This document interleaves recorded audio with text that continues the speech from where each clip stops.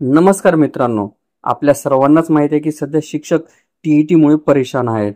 तशातच आता सर्वोच्च न्यायालयाने सर्व शिक्षकांसाठी टीईटी बंधनकारक केली आहे.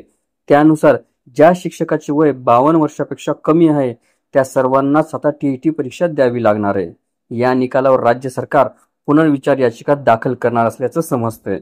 दरम्यान महाराष्ट्र राज्य परीक्षा परिषदेच्या माध्यमातून 23 नोव्हेंबरला होणाऱ्या टीईटी साठी राज्यभरातील हजारो शिक्षक आतापासूनच अभ्यासाला लागले आहेत.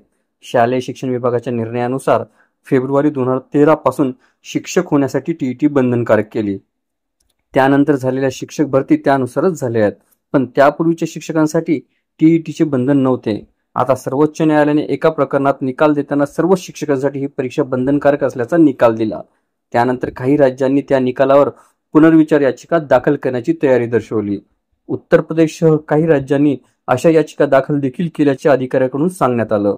मात्र महाराष्ट्र सरकारने त्या संदर्भात अद्याप कोणतीही भूमिका घेतलेली नाही.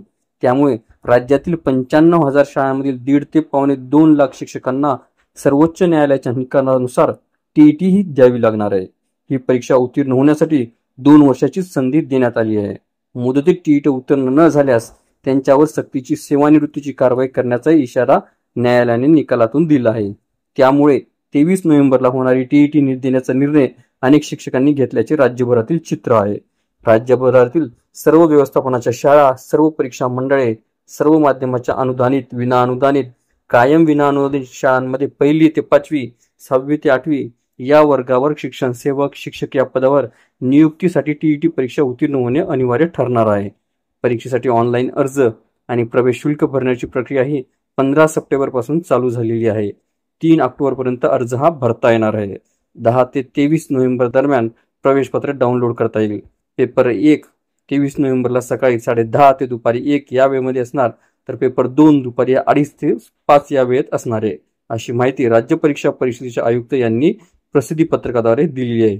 अधिक माहितीसाठी आपण कृपया महाराष्ट्र राज्याची वेबसाईट maha.tet.in या संकेतस्थळावर जाऊन सविस्तरपणे माहिती ती घेऊ शकता. आपल्याला व्हिडिओ आवडले असल्यास चॅनलला नक्कीच लाईक, शेअर आणि कमेंट्स करायला विसरू नका. तसेच चॅनलला ऑल नोटिफिकेशन्स ऑन करून सबस्क्राईब करा, जेणेकरून व्हिडिओचे सर्व नोटिफिकेशन्स आपल्याला सर्वप्रथम मिळतील. लवकरच आपण पुढच्या व्हिडिओमध्ये भेटूया. तोपर्यंत नमस्कार.